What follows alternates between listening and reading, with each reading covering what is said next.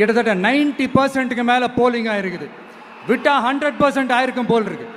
அதே மாதிரி போலிங் நம்ம தமிழ்நாட்டில் நடக்குதா இல்லையான்னு பாருங்க. அதனால மக்களே, உங்க எல்லாரையும் கையெடுத்து கும்பிட்டு கேட்கிறேன், பூத்துக்கு போய் ஸ்டாலின் சார் கிட்ட இருந்து நம்ம தமிழ்நாட்டை காப்பாத்தி ஆகணும், நம்ம ஜனநாயகத்தை காப்பாத்தி ஆகணும்.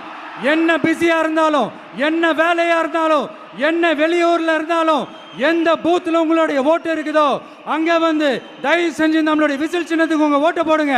தயவு செஞ்சு உங்க விஜய்க்கு ஒரு வாய்ப்பு கொடுங்க.